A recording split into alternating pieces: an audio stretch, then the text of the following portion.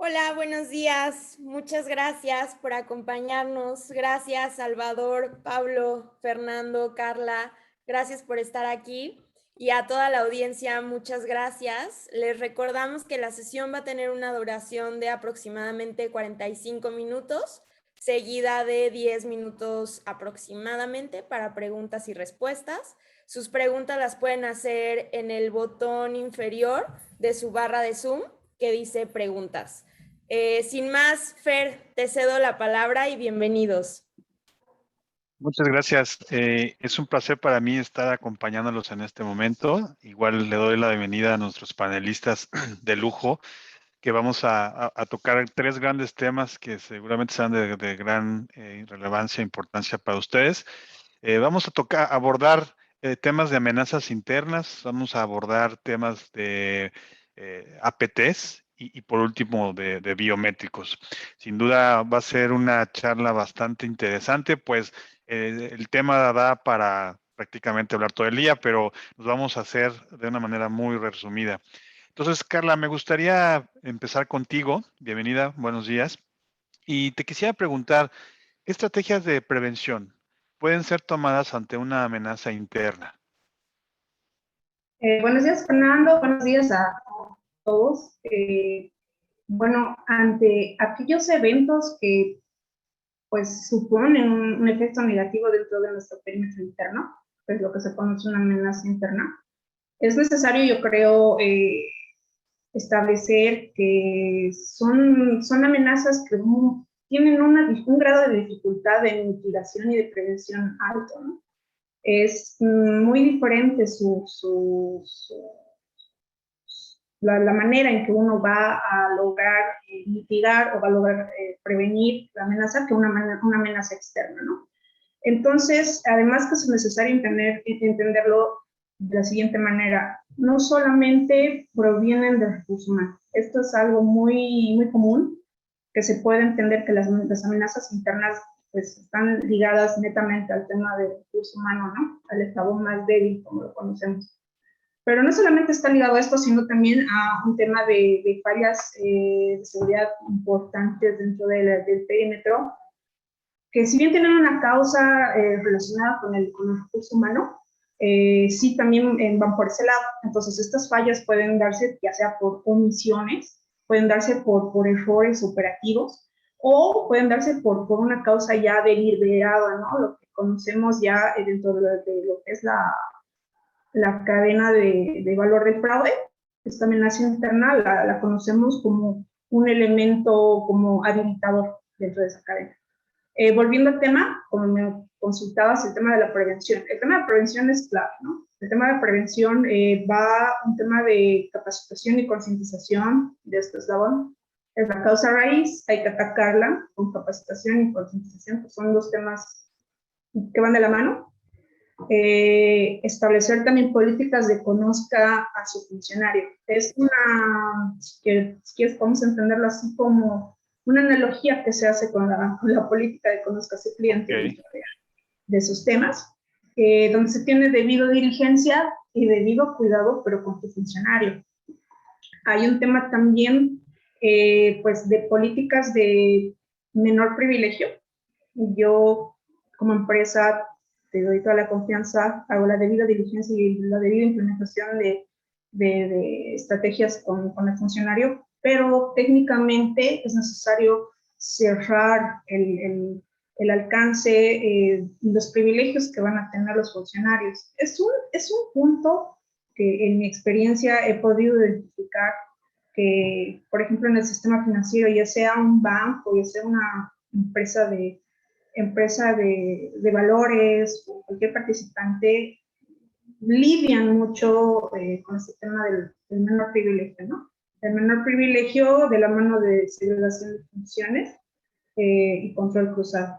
Es necesario que esta persona, este funcionario, además de controlar los privilegios que van a tener, se pueda establecer procesos que no sean ejecutados por una sola persona y también que haya un control cruzado entre las personas que, por ejemplo, que registran y que autorizan, ¿no? Son estrategias integrales que van a ser necesarias para prevenir el tema de que una amenaza interna pueda explotarte una vulnerabilidad.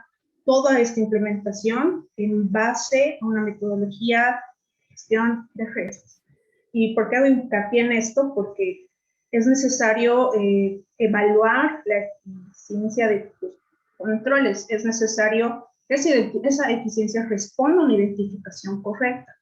Es otro escenario, si quieres, que en mi experiencia puedo identificar, en la que la gestión de riesgos no logra realizar una identificación correcta de estas amenazas. Y pues yo voy ahí controlando amenazas que claro, por alguna razón no aplicarían, ¿no?, al entorno.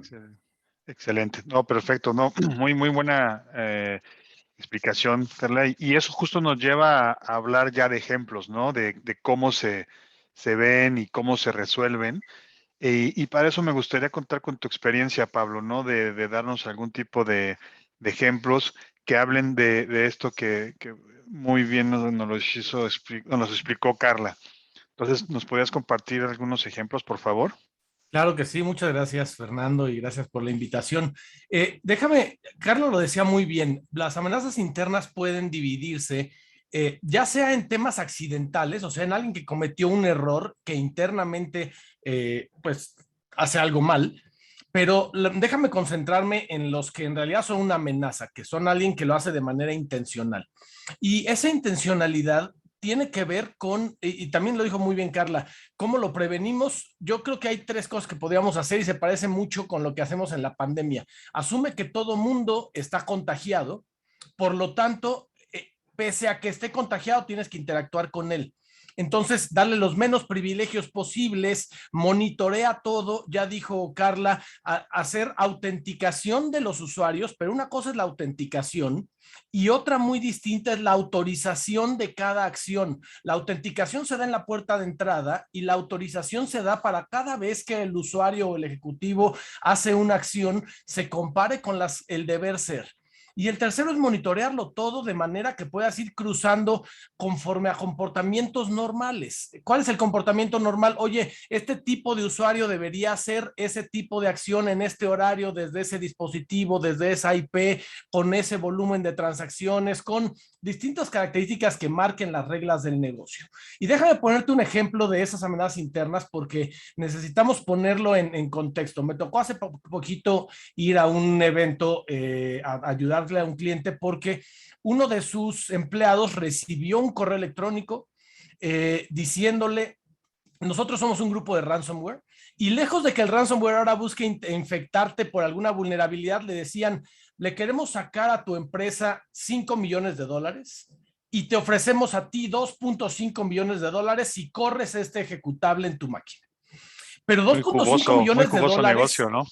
Oye, es que a ver, no necesitas ser la persona de la limpieza que tenga un sueldo bajo.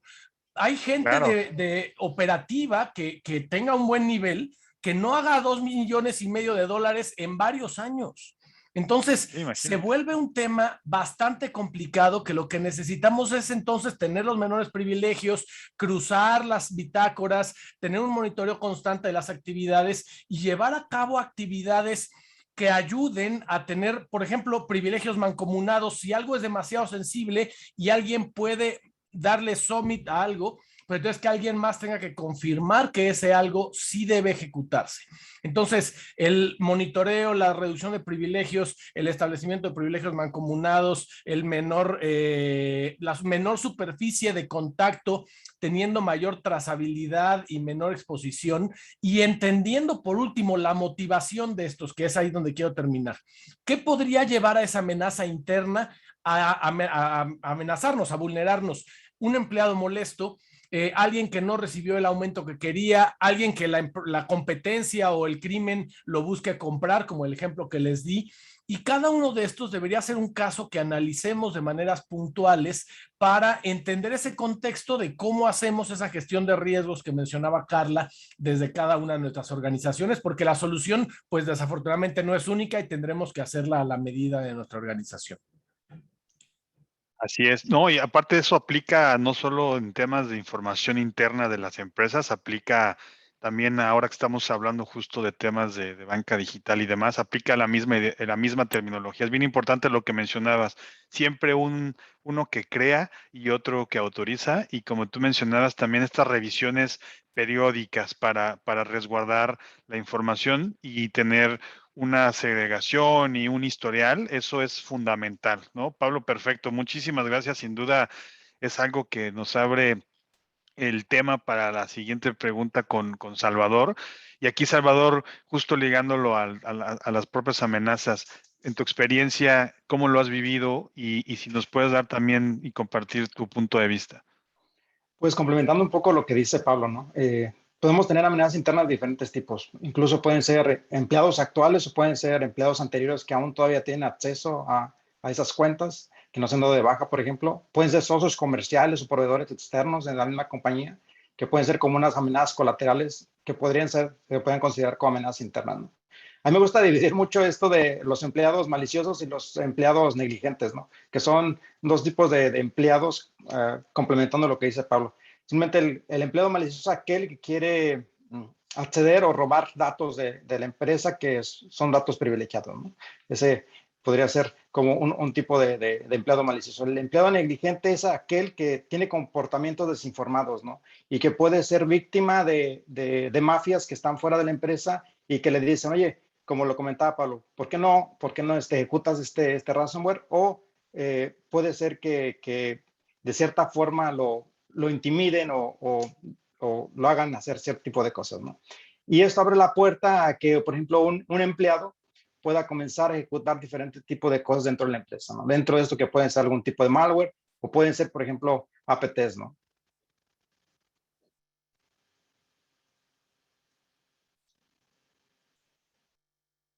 Y yo quisiera complementar rápidamente lo que dice Salvador con un dato Adelante. numérico, porque arriba del 60% de las vulneraciones que salen en las organizaciones incluyeron a alguien interno. Ahora, Eso es un este dato alguien importante. interno podría haber sido alguien que involuntariamente ejecutó algo, pero por lo menos en el 25 al 30% de los casos hubo un tema interno intencional comprobado, pero el 60% involucraron a personal interno y entonces quiere decir que no es algo menor y que No, necesitamos nada. tomarlo con mucha seriedad. Sin duda, es un porcentaje elevado porque muchas veces por mucho recurso que se le ponga a la infraestructura y al perímetro de seguridad, sin duda el tema interno es algo a destacar. Y hablando de eso, bueno, Salvador, continuando con la misma línea de las APTs, creo que esto de las APTs también al público le interesaría un poco entender qué es una APT, ¿no?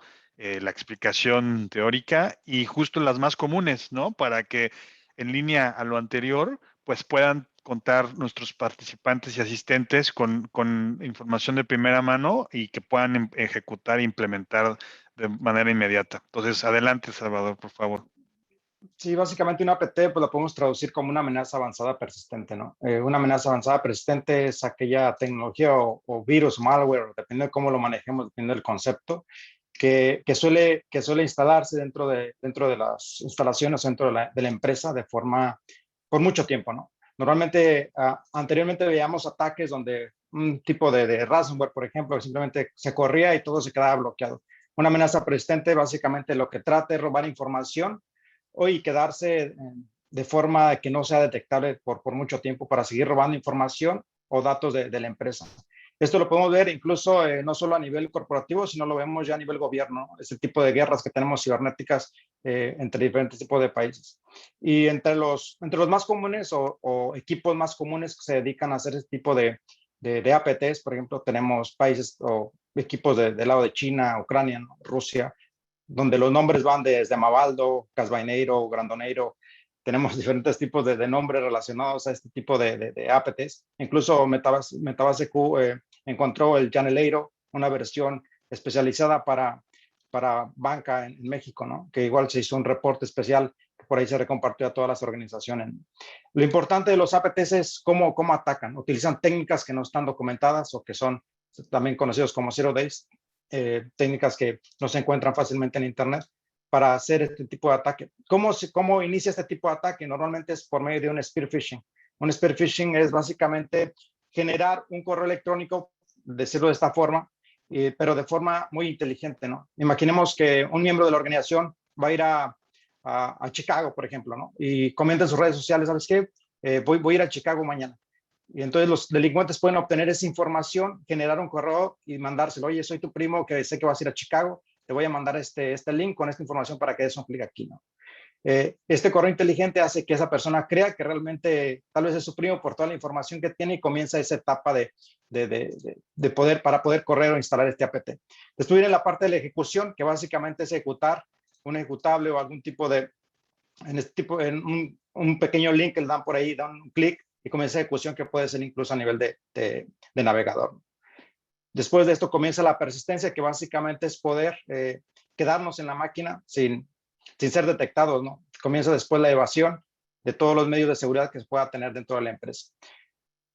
Finalmente comienza con el acceso a las credenciales, descubrir qué es lo que se encuentra alrededor dentro de esta compañía, tal vez pasos laterales dentro de la misma, y colección de datos que básicamente finalmente se envían por medio de exfiltración utilizando, que puede ser un canal C2, que básicamente un canal C2 de poder enviar y recibir información utilizando este tipo de amenazas. Todo esto conforma un APT que básicamente yo lo veo como un sistema sumamente complejo que no ataca a todos, sino son muy específicos a una organización o a un medio. Y que sin duda lo vuelve difícil ¿cómo te puedo decir? De identificar, como bien lo explicabas. O sea, no es como un patrón muy marcado en el que puedas tú identificarlo. Por eso la pregunta sería a contestar, ¿cuál sería la manera más eficiente de encontrar amenazas persistentes en los sistemas de una organización? Ahí, Carla, me gustaría que nos compartieras tu punto de vista, porque ciertamente se ve muy complejo, pero a la vez yo creo que nos vas a poder compartir la receta mágica para poderlo llevar a cabo, ¿no? Pues ojalá hubiera una receta mágica y Sí, no totalmente la hay. confiable, que se hiciera un solo clic y ya, ¿no? Esto nuevamente te lleva a un enfoque integral. Haciendo hincapié en lo que comentaba Salvador, son métodos ya sofisticados en el sentido de que van a hacer todo lo posible para ir camuflados, para que tú no te des cuenta que están ahí, ¿no? Entonces, hay que hacer mucho hincapié en tema de detección temprana y tema de prevención. Antes, una amenaza interna cualquiera que no sea tan sofisticada, podías hablar como hablamos hace un momento de prevención, pero ahora ya hablamos de temas de detección temprana, como una detección temprana de este tipo de ataques sofisticados, ¿no? En temas de detección temprana está el tema de las actividades sospechosas. Con temas de actividades sospechosas, es importante que como empresas logremos establecer un perfil básico por ejemplo, el flujo de datos. Cuando tienes una APT en la red, te va a generar actividad sospechosa, te va a generar flujo de datos adicional y ciertos indicadores en los que tú tienes que poner mucha atención para que puedas tener indicios claros y puedas proceder a hacer una ejecución de tu plan de contención si es necesario, ¿no? Dentro de esos indicios están, por ejemplo, el tema de los logueos de los usuarios, lo que comentaba hace un momento Pablo. Es importante establecer patrones de logueos de los usuarios, mucho más de los usuarios administradores que tienen privilegios altos dentro de los sistemas críticos, porque este tipo de ataques van a utilizar, obviamente, horarios que no están dentro del día, por ejemplo, para poder moverse, para poder ejecutar ciertas cosas sin que tú estés ahí presente, ¿no? Otro tema está el tema del movimiento de información. Comúnmente cuando se hace esa extracción o se hace ese robo de información, se utiliza compresión de información y movimiento de esta información. Entonces, va ahí un tema de monitoreo en la red de movimiento de información en cuanto, mucho más si es información crítica, ¿no?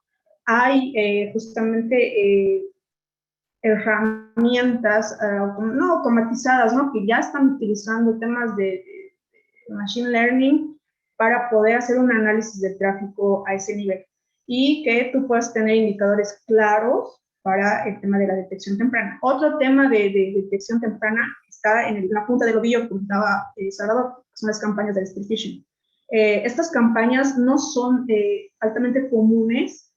Por ejemplo, acá en Bolivia no tenemos campañas masivas de spear phishing, obviamente por obvias razones, porque son más sofisticadas. Entonces puede ser un gran indicio para que tú puedas tener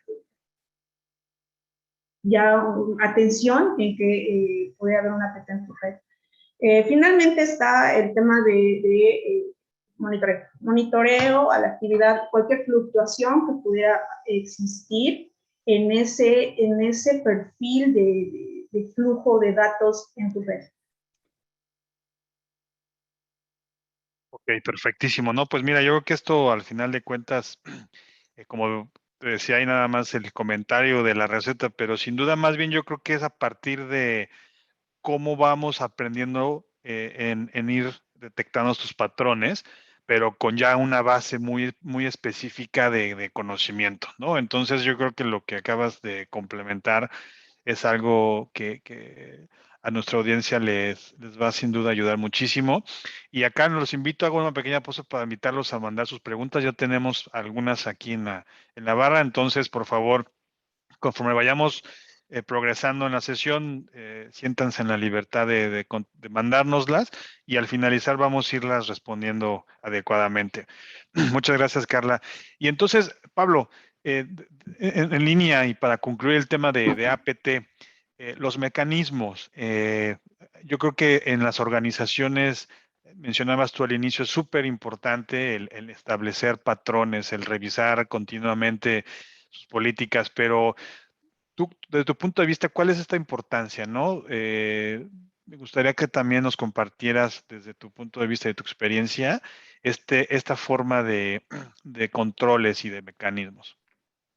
Sí, con gusto. Antes de responder esta pregunta, déjame responder rápidamente a una que hicieron en las preguntas y respuestas sobre la estadística.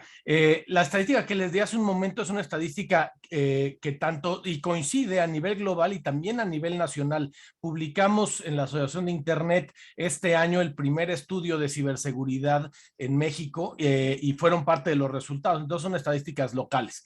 Y hablando de los APTs, a ver, ¿cómo controlarlo? Lo primero que tenemos que entender es que decía Salvador muy bien, es un problema complejo que no podemos saber de dónde viene porque fue diseñado a la medida y me gusta mucho aquí el caso del ejemplo de Stuxnet. Stuxnet fue un malware que fue diseñado para infectar solamente a una computadora que tenía cierta posición en la geoubicación del planeta, que tenía cierto número de serie en cierta compañía en particular desde cierta IP, pero que tuvo que para llegar ahí infectar a miles de computadoras o posiblemente hasta millones de computadoras hasta que alguien un día metió una USB que llevó de su casa que ya estaba infectada al trabajo y logró llegar a ese malware que por cierto quería afectar el programa nuclear de Irán. No son amenazas diseñadas de manera genérica, sino diseñadas de una manera muy particular para afectar a una empresa o a un grupo reducido con un perfil específico. Entonces, ¿qué necesitamos para eso? Entender cómo se hace el perfilamiento de parte de los atacantes. Desde el reconocimiento y el mapeo de las infraestructuras que tenemos, el acceso inicial, la ejecución, cómo se hacen movimientos laterales o la evasión de mecanismos de detección, el escalamiento de privilegios, el robo de credenciales, hasta eventualmente llegar a la recolección de información sensible o a la exfiltración o a los impactos en general. Entonces, entender esto que le llamamos las tácticas, técnicas y procedimientos que realizan los atacantes es muy importante. Los atacantes casi siempre van a estar a un paso adelante y por lo tanto necesitamos nosotros estar más cerca de ese paso. O sea, entender qué están haciendo y cómo lo están haciendo, qué herramientas, qué técnicas, por dónde se meten, con quién se meten. Y número 2, desde nuestro lado, ahora establecer mecanismos de robustecimiento de las aplicaciones, haciendo pruebas de caja negra, de caja gris, de caja blanca en el software, validaciones de tercera parte. Mencionó Salvador uno de los puntos muy importantes, porque las validaciones no solo deberían ser en nuestras aplicaciones, sino hasta en la cadena de suministro. ¿Por qué? Porque tenemos proveedores de software, de mantenimiento, de redes, de administración de sistemas, que también son parte de estas posibles entes de amenaza. Entonces, hacer un robustecimiento de las configuraciones, de las credenciales, de los servicios de mensajería, de los protocolos de comunicación.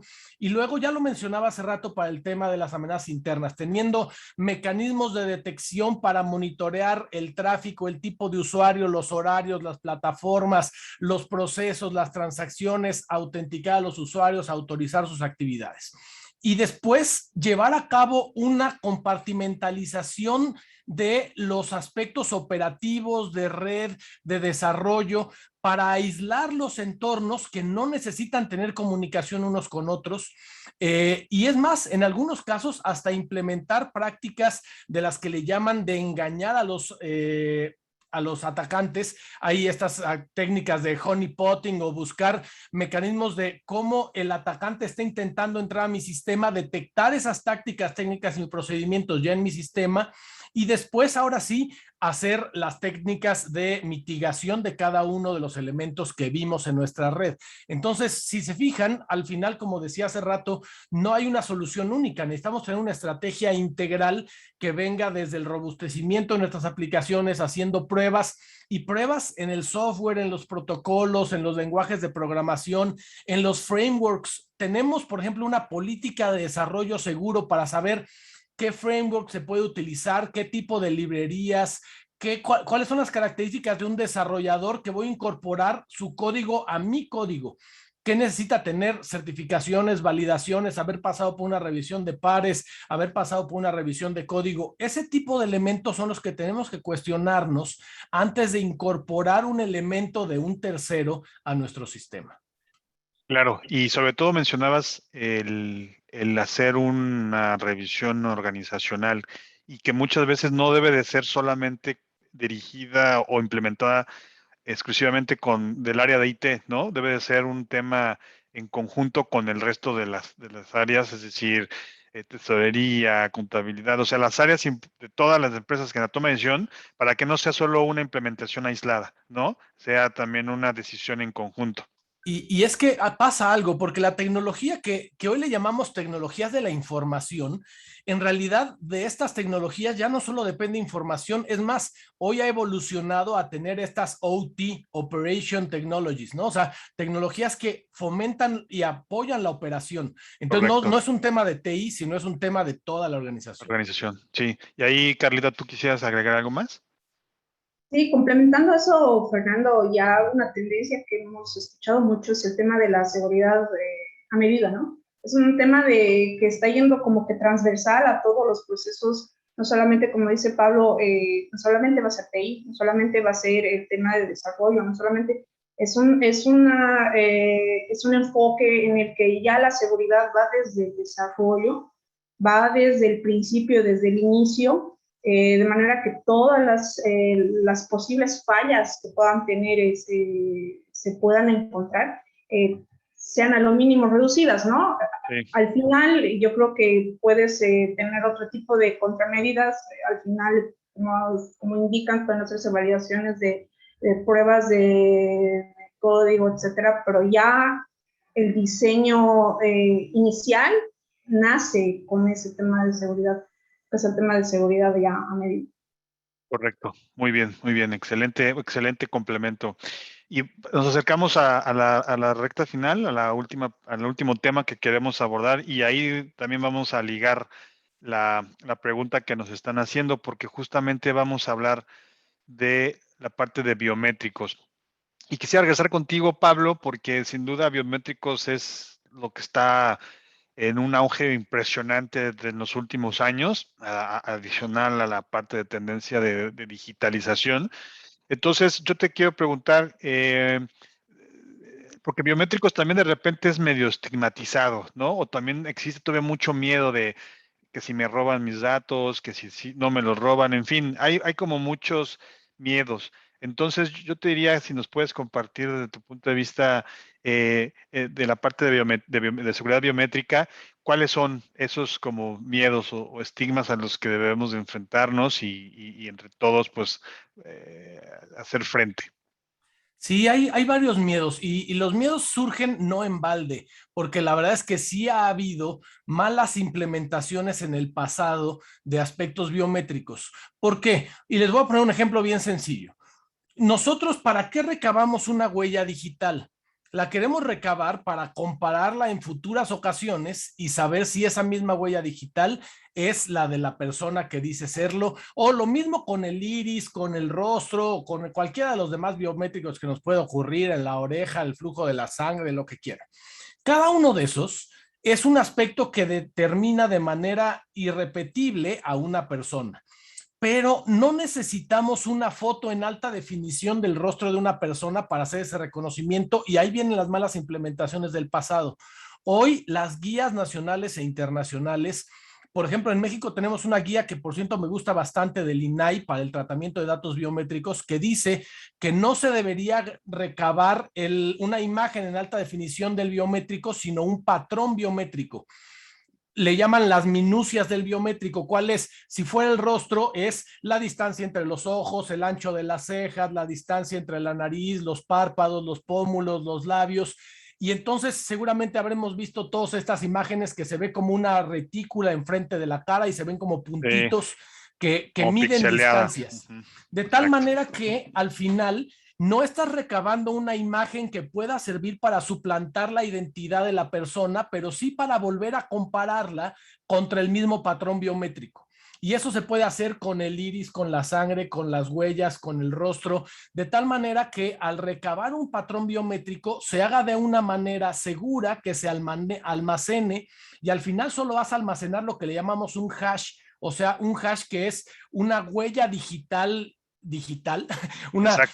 una huella informática irrepetible de un patrón, en este caso del patrón del rostro, de la cara, del iris, de la huella digital, que permita compararse irrepetiblemente todas las veces contra el mismo patrón, o sea, contra la misma persona, sin que tú tengas que almacenar todo el dato completo en alta definición, que sí. ¿Cuál podría ser el miedo y por qué es el miedo? Porque sí, y ya ha sucedido que si alguien almacena las huellas digitales en alta definición y le roban su base de datos de huellas, pues alguien podría utilizarlo para suplantar la identidad de estas personas.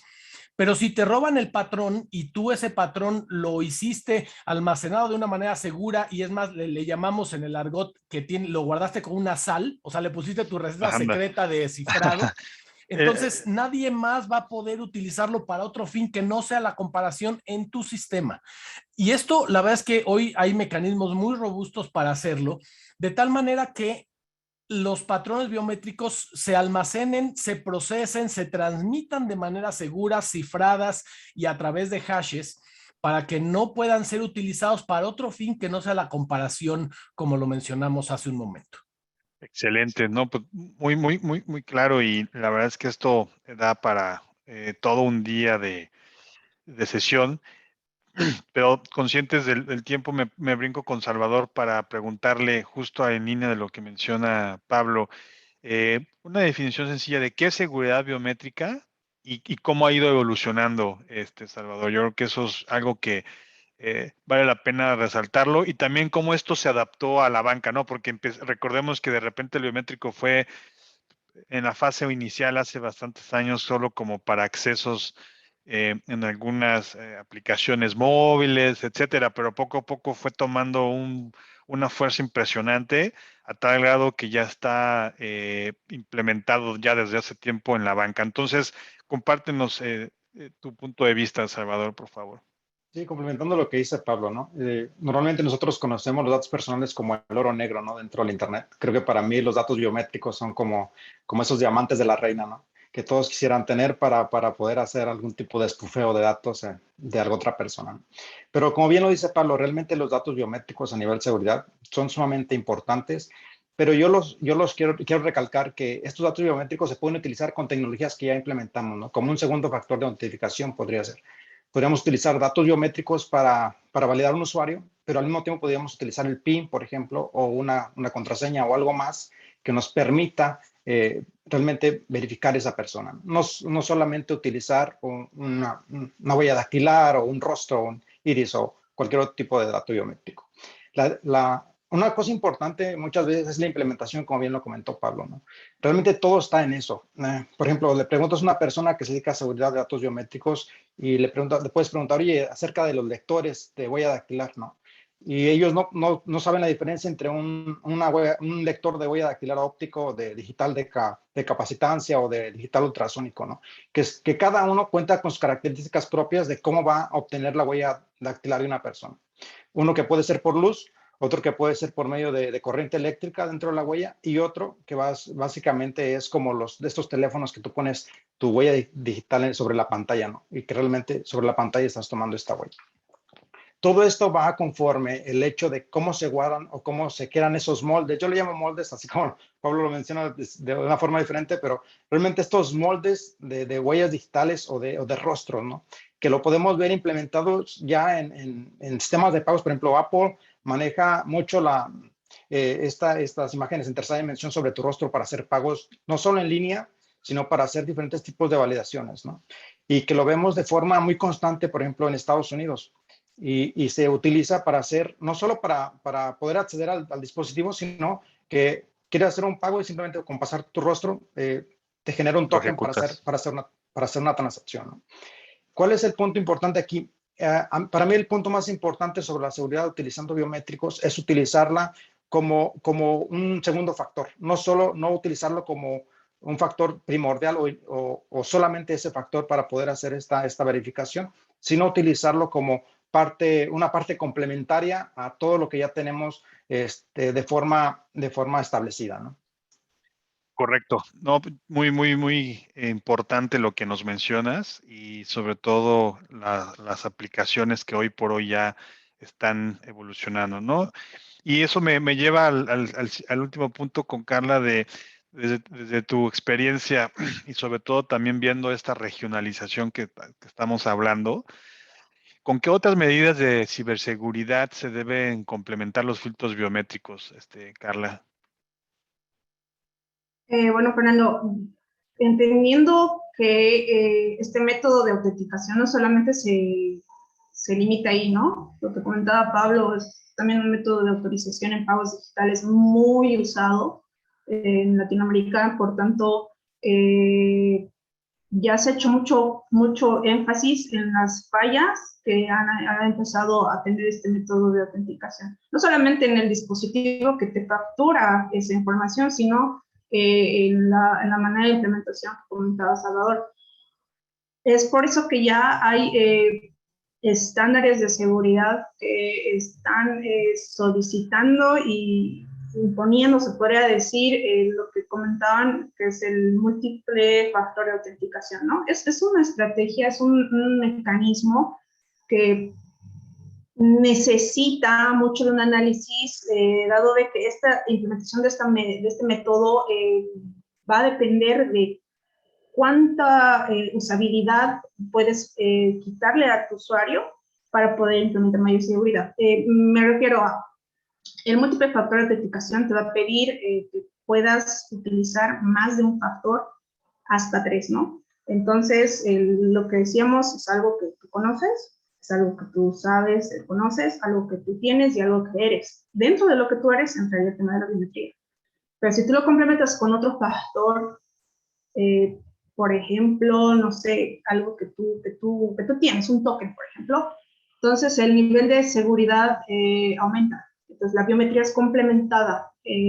Obviamente no va a minimizar las fallas de los dispositivos de captura, pero sí te ayuda a mitigar los riesgos asociados a este tema del método de autenticación y autorización. Y por otro lado, lo que comentaba también Pablo, es el tema de el tema del almacenamiento de la información capturada, ¿no? ¿Cómo y dónde se almacena esa información? Tiene que responder también una estrategia de negocio para poder asegurarte cómo estás guardando esa información y dónde.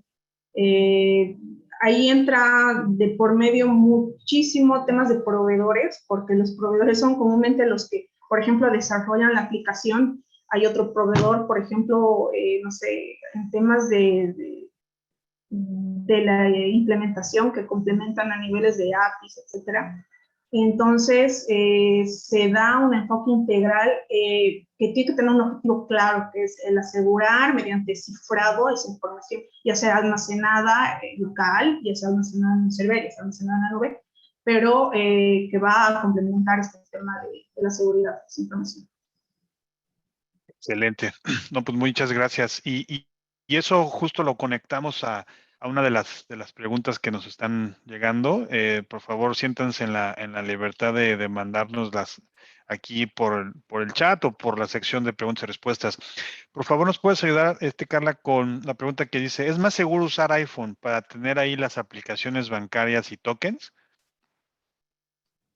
Pues mira que, Fernando, respondiendo a la pregunta, iPhone también ha tenido sus fallas, ha tenido fallas en implementación a diferentes niveles.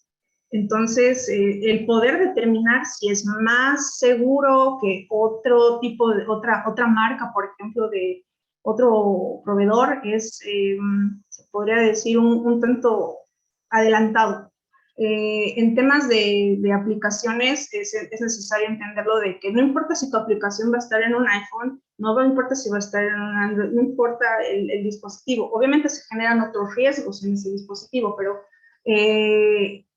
las aplicaciones como tal deben de tener sus controles, mecanismos de seguridad propios en el sentido de que implementas lo que es la seguridad en profundidad. No solamente vas a obtener tu seguridad en tu dispositivo, pues porque el iPhone maneja reconocimiento facial, de iris, reconocimiento a todo nivel, utiliza tokens, utiliza aplicaciones inclusive para pagos, pero más allá de eso es importante también enfocarnos en la seguridad en la otra capa, que es en la capa de la aplicación.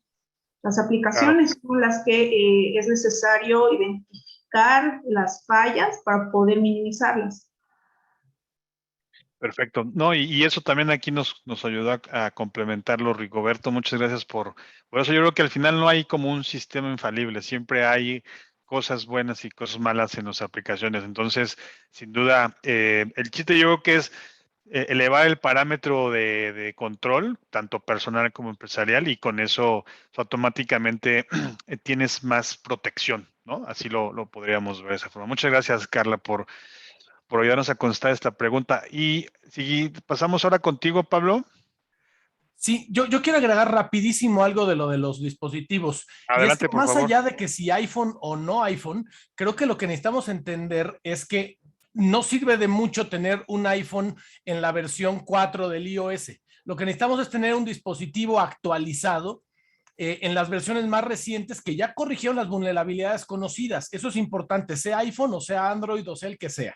Y número dos, las pruebas que hagamos para nuestra aplicación deberían garantizar tres cosas. Uno, que el dispositivo está actualizado. Dos, que no ha sido modificado de esto que le llaman jailbreak o root. Y tres, que cuenta con una cadena segura del registro de certificados de confianza, o sea, nuestro certificado digital, para saber que estamos en un dispositivo que por lo menos tiene cierto nivel de confiabilidad.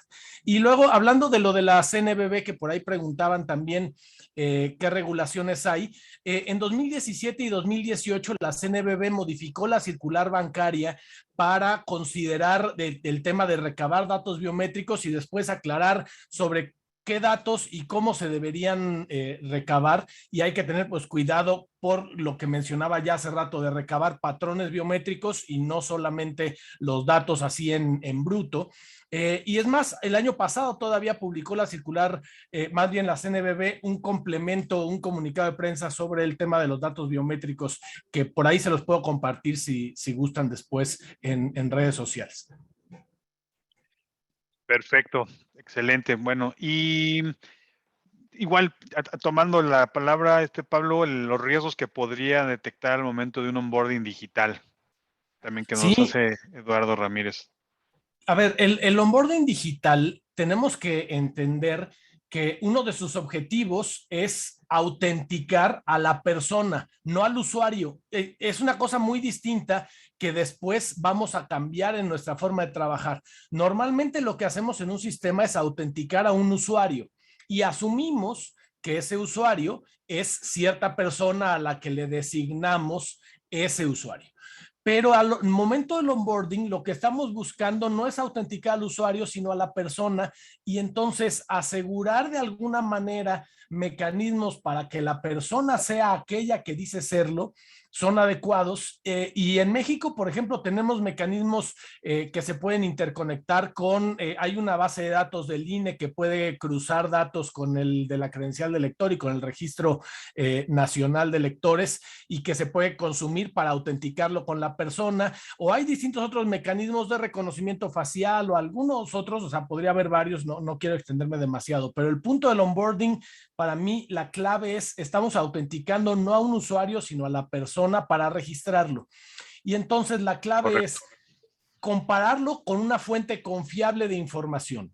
Dos, que se haga a través de un mecanismo confiable de comunicación, y por eso hace rato mencionaba el tema de qué dispositivo se está usando, porque si permitimos que se haga en un dispositivo que ha sido jailbreak o root, entonces podría estar comprometida la seguridad del dispositivo y entonces la integridad de nuestra aplicación podría estar también comprometida.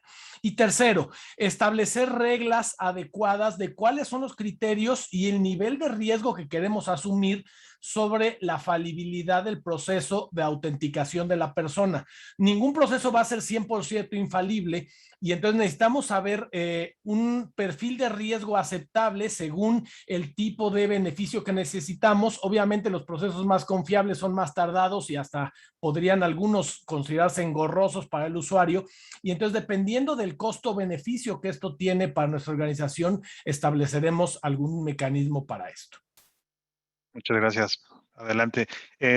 Carla, ¿quisieras complementar lo que mencionamos ahorita? Sí, justamente, Fernando, con el tema que tocaba Pablo, que es el tema del apetito de riesgo, ¿no?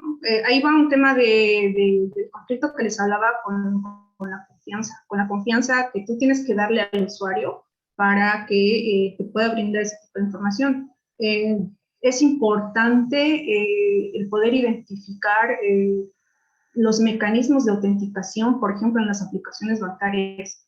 He podido tener la posibilidad de manejar aplicaciones bancarias que inclusive para el tema de la recuperación de los usuarios te solicitan información de autenticación de tarjetas electrónicas. Por ejemplo, esa implementación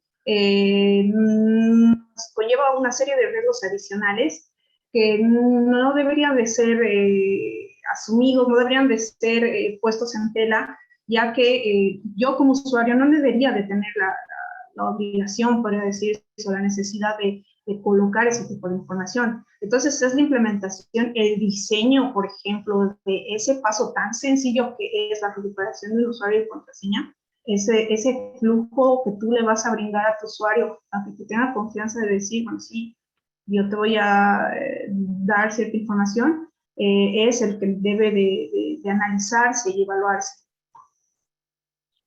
Muchas gracias. Perfecto. Excelente aportación y muy útil, sin duda. Ahora vamos a contestar la pregunta que nos hace Alma. Muchas gracias por participar. Salvador, ¿nos puedes ayudar con la pregunta? Dice, ¿el correo le puede llegar a un empleado? Hablamos o se está refiriendo a la sección 1 de las amenazas internas. La pregunta dice, si lo puede ejecutar desde su máquina o afectar al sistema, o quien lo manda es el que maneja la banca electrónica. Depende mucho, es de muchas situaciones, ¿no? Puede ser que si tenemos un ataque de split phishing, seguramente el correo que llegue va a ir dedicado a la persona indicada para que sea ejecutado, ¿no?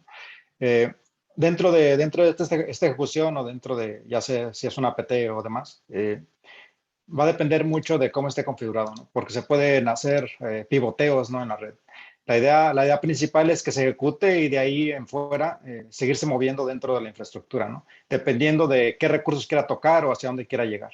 La pregunta podría ser un poco general, pero realmente si llega a una persona muy en específica, a una institución meramente grande, o puede ser, por ejemplo, una APT o demás, se podría decir que ya ha sido corroborada la información de donde se ejecute, va a poder hacer o se va a poder mover de forma lateral, ¿no? Hacia las cosas que quisiera atacar, ¿no?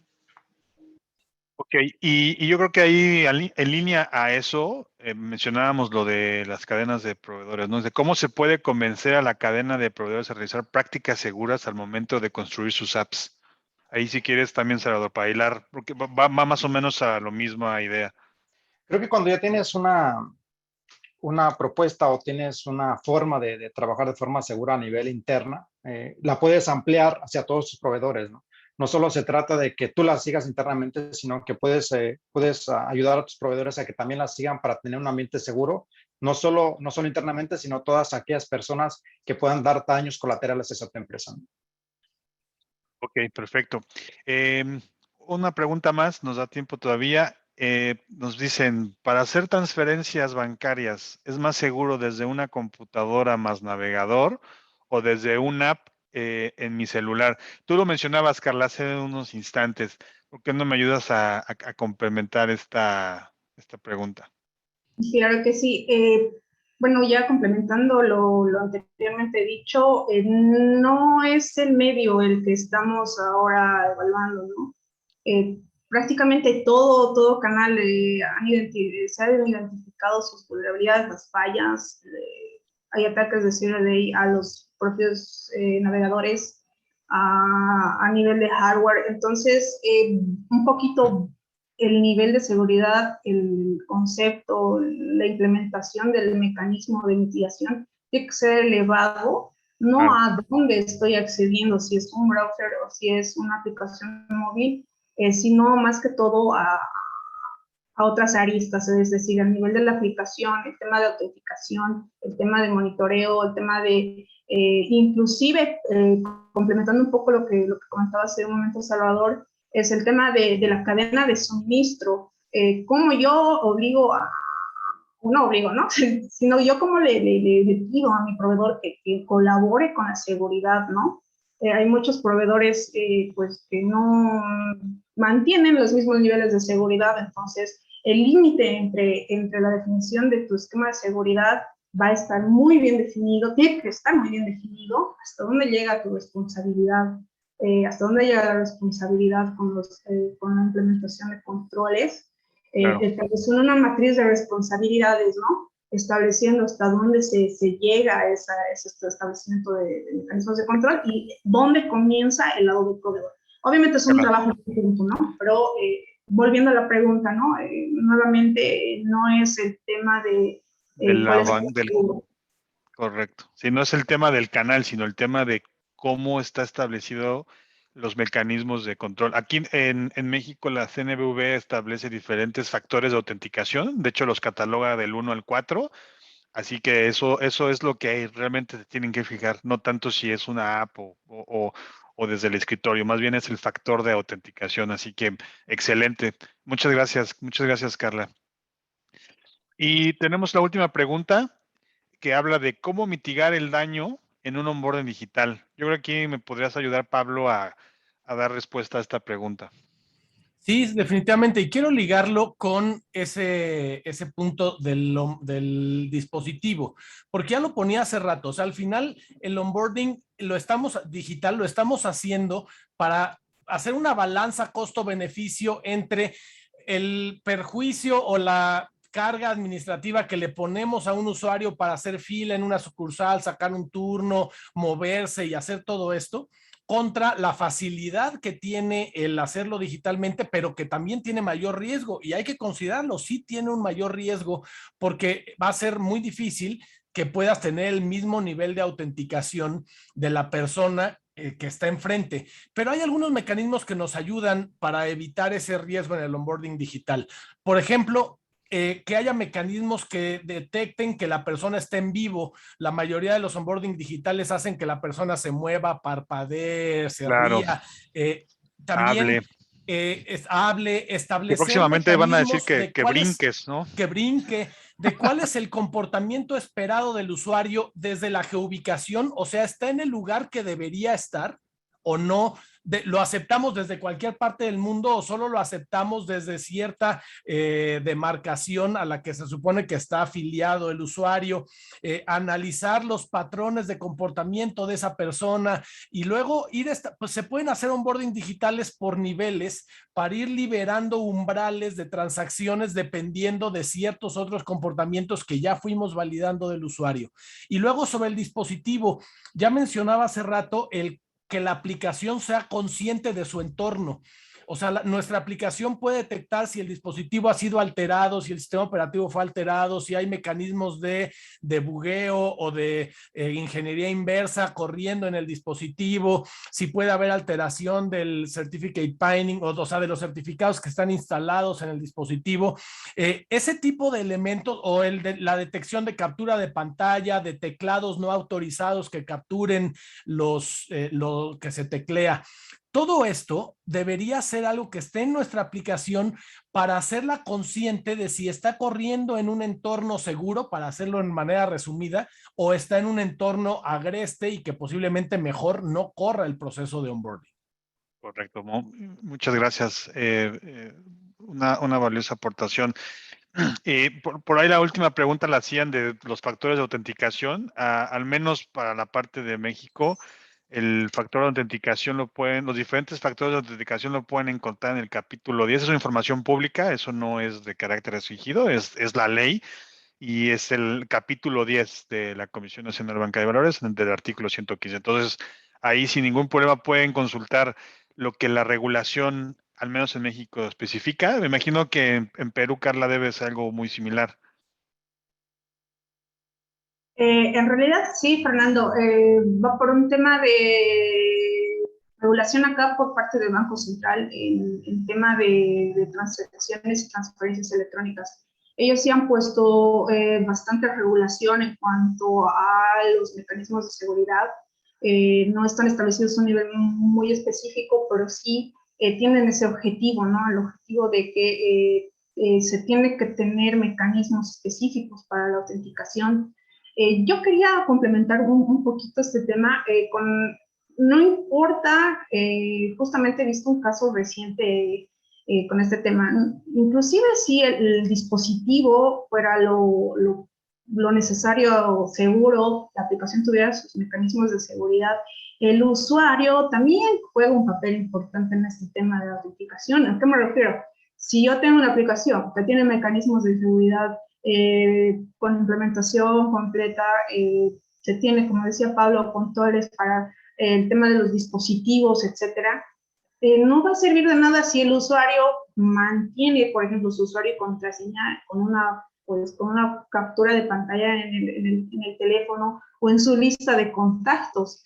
Entonces, ahí es el usuario también una de las, si quieres, una de los vectores de ataques que también se ha podido identificar, en los que la aplicación tiene sus controles, tiene sus mecanismos, pero es el usuario el que, por temas de usabilidad, por temas de, bueno, pues no, yo no tengo dónde escribirlo, dónde hacerlo, logra él mismo saltar esos controles, ¿no? Es Claro. otro de las dependencias que es necesario evaluar.